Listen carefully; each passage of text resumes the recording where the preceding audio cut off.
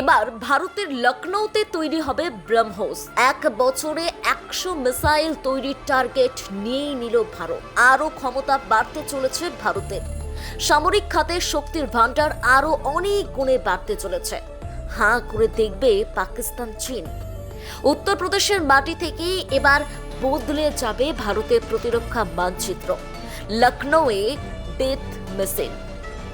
ভারত পাক যুদ্ধ আবহেই শুরু হচ্ছে ব্রহ্মোস ক্ষেপণাস্ত্রের উৎপাদন।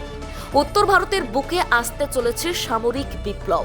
দীর্ঘ 80 হেক্টর জায়গা জুড়ে তৈরি হচ্ছে ব্রহ্মোস কারখানা। আত্মনির্ভর ভারতের আরও এক ধাপ উন্নতি। ভারতের এই যুগান্তকারী খবর শুনে ঠিক কি অবস্থা পড়শি দেশের? হ্যাঁ, আমাদের আজকের পর্বে থাকছে এতগুলো পয়েন্টের চুলচেরা বিশ্লেষণ।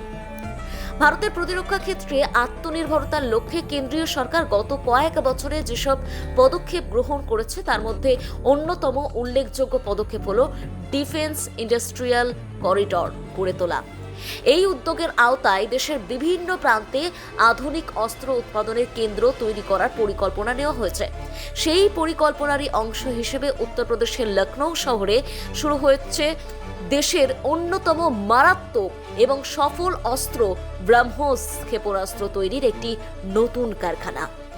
আগামী 11 মে এই কারখানার উদ্বোধন করবেন প্রতিরক্ষা মন্ত্রী রাজনাথ সিং। এই ঘটনা শুধু একটি কারখানা উদ্বোধনের বিষয় নয়, বরং এর মধ্যে দিয়ে ভারতের প্রতিরক্ষা শিল্পে এক নতুন অধ্যায় সূচিত হতে চলেছে। ব্রহ্মোস ক্ষেপণাস্ত্র, যা ভারতের প্রতিরক্ষা সক্ষমতার প্রতীক হয়ে উঠেছে, তা মূলত ভারত ও রাশিয়ার যৌথ উদ্যোগে নির্মিত একটি সুপারসনিক ক্রুজ মিসাইল। এটি জল, স্থল এবং আকাশ ভিত্তিক প্ল্যাটফর্ম থেকে উৎক্ষেপণযোগ্য এবং এর গতি ও নির্ভুলতা শত্রুপক্ষের প্রতিরক্ষা ব্যবস্থাকে চ্যালেঞ্জ করার জন্য যথেষ্ট। এমন এক মিসাইলের উৎপাদন এখন পর্যন্ত অধিকাংশ ক্ষেত্রেই সীমাবদ্ধ ছিল দক্ষিণ ভারতের কিছু নির্দিষ্ট এলাকায়, কিন্তু এবার তা উত্তর ভারতের হৃদয়স্থলে স্থান পাচ্ছে, যা প্রতিরক্ষা উৎপাদন ও কৌশলগত ভারসাম্যের দিক দিয়ে এক গুরুত্বপূর্ণ মাইল ফলক। লখনৌয়ে স্থাপিত এই কারখানাটি বছরে প্রায় 80 থেকে 100টি ব্রহ্মোস ক্ষেপণাস্ত্র উৎপাদন করতে সক্ষম হবে বলে পরিকল্পনা রয়েছে। এই উৎপাদন ক্ষমতা একদিকে যেমন দেশের প্রতিরক্ষা চাহিদা মেটাতে সাহায্য করবে, তেমনি ভারতের সামরিক রপ্তানি বৃদ্ধির ক্ষেত্রেও তা গুরুত্বপূর্ণ ভূমিকা নিতে পারবে। ব্রহ্মোস বর্তমানে ভারতীয় সেনা, নৌবাহিনী ও বিমান বাহিনীর অস্ত্র ভাণ্ডারে অন্তর্ভুক্ত রয়েছে এবং এই ক্ষেপণাস্ত্র বিদেশি বাজারেও বেশ আকর্ষণীয় হয়ে উঠেছে। ইতিমধ্যেই ফিলিপিন্স ভারতের কাছ থেকে ব্রহ্মোস ক্ষেপণাস্ত্র কেনার চুক্তি সম্পন্ন করেছে এবং আরও কয়েকটি দেশ ভারতীয় প্রযুক্তি ক্রয়ে আগ্রহ প্রকাশ করেছে। এই কারখানাটি তৈরি হয়েছে প্রায় 80 হেক্টর জমির উপর। 2021 সালে প্রধানমন্ত্রী নরেন্দ্র মোদী এই প্রকল্পের শিলান্যাস করেন। দীর্ঘ পরিকল্পনা ও অবকাঠামোগত প্রস্তুতির পর এবার সেটির বাস্তব রূপ পেতে চলেছে। কারখানাটি অন্তর্ভুক্ত রয়েছে ডিফেন্স ইন্ডাস্ট্রিয়াল করিডর প্রকল্পে, যার লক্ষ্য হচ্ছে প্রতিরক্ষা উৎপাদনের জন্য একটি বিস্তৃত এবং সুসংহত শিল্প পরিকাঠামো গড়ে তোলা। এই করিডরকে 6টি অঞ্চলে ভাগ করা হয়েছে: লখনৌ, কানপুর, আলিগড়, আগ্রা, ঝাঁসি এবং চিত্রকূট। এই 6টি অঞ্চলের মধ্যে সমন্বয় ঘটিয়ে একটি শক্তিশালী প্রতিরক্ষা শিল্পখাত তৈরি করার উদ্যোগ নিয়েছে কেন্দ্র এবং রাজ্য সরকার মিলিতভাবে। উত্তরপ্রদেশের এই উদ্যোগের পেছনে একাধিক কারণ রয়েছে। একদিকে উত্তরপ্রদেশ জনসংখ্যায় দেশের সবচেয়ে বড় রাজ্য এবং এখানে পর্যাপ্ত জমি ও মানব সম্পদ রয়েছে। অন্যদিকে এটি রাজনৈতিকভাবে গুরুত্বপূর্ণ রাজ্য বটে। লখনৌয়ে এমন একটি কারখানা স্থাপন করা কৌশলগতভাবে দেশের প্রতিরক্ষা শিল্পকে উত্তর ভারতে ছড়িয়ে দেওয়ার একটি পরিকল্পনার অংশ। সাধারণত প্রতিরক্ষা উৎপাদনের অধিকাংশ কেন্দ্র মহারাষ্ট্র, তামিলনাড়ু বা অন্ধ্রপ্রদেশে সীমাবদ্ধ ছিল, কিন্তু উত্তর ভারতে এই শিল্পকে বিস্তার দেওয়ার ফলে দেশব্যাপী প্রতিরক্ষা উৎপাদন ব্যবস্থার ভারসাম্য বজায় থাকবে এবং কর্মসংস্থানের নতুন দরজা খুলবে। রাজ্য প্রশাসনের এক শীর্ষ আধিকারিক জানিয়েছেন, এই কারখানা শুধুমাত্র একটি ক্ষেপণাস্ত্র উৎপাদন কেন্দ্র নয়, বরং এটি একটি সম্ভাবনার নতুন দিগন্ত। এখানে গবেষণা, নকশা, পরীক্ষণ এবং প্রশিক্ষণেরও সুযোগ থাকবে, যা ভবিষ্যতে প্রতিরক্ষা বিজ্ঞানীদের জন্য এক উত্তম প্ল্যাটফর্ম হয়ে উঠবে। এর ফলে শুধু সামরিক দিক থেকেই নয়, প্রযুক্তিগত এবং অর্থনৈতিক ক্ষেত্রেও ব্যাপক প্রভাব পড়বে। ব্রহ্মোস ক্ষেপণাস্ত্রের বিশেষত্বের কথা বলা যাক।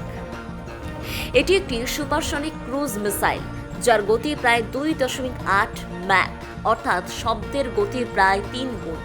এটি 290 কিলোমিটার এবং 450 কিলোমিটার দূরের লক্ষ্যবস্তুতে আঘাত হানতে সক্ষম। বর্তমানে উন্নয়নাধীন সংস্করণে এই পাল্লা 800 কিলোমিটার পর্যন্ত বাড়ানোর প্রচেষ্টা চলছে।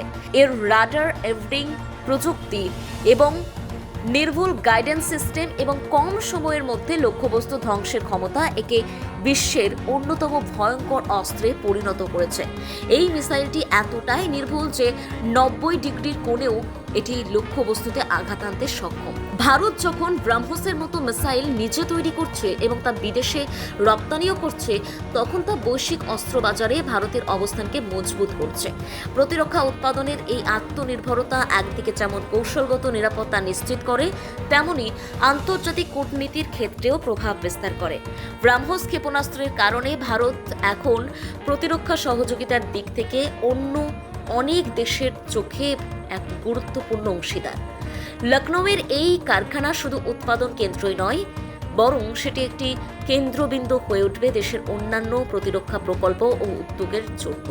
কেন্দ্র সরকার এবং রাজ্য সরকার যৌথভাবে এই কারখানাকে ঘিরে একাধিক লজিস্টিক সাপোর্ট সেন্টার, প্রশিক্ষণ প্রতিষ্ঠান, টেস্টিং ফ্যাসিলিটি এবং প্রযুক্তি হাব গড়ে তোলার পরিকল্পনা করছে। এর ফলে রাজ্যে বিনিয়োগের পরিবেশ তৈরি হবে এবং তরুণ প্রজন্মের জন্য বিশেষায়িত কর্মসংস্থানের সুযোগও সৃষ্টি হবে। এই প্রকল্পের একটি চ্যালেঞ্জ রয়েছে: জমি অধিগ্রহণ এবং অবকাঠামো নির্মাণের জটিলতা। যদিও লখনৌ এবং ঝাঁসিতে এই কাজ প্রায় সম্পন্ন, আগ্রায় এখনও কিছু জমি জট রয়ে গেছে। তবে প্রশাসনের দাবি এই সমস্যাগুলি দ্রুত সমাধান হবে এবং করিডোরের সমস্ত অংশ কার্যকর হয়ে উঠবে। ইতিমধ্যেই আলিগড়েও জমি বরাদ্দের কাজ শুরু হয়েছে।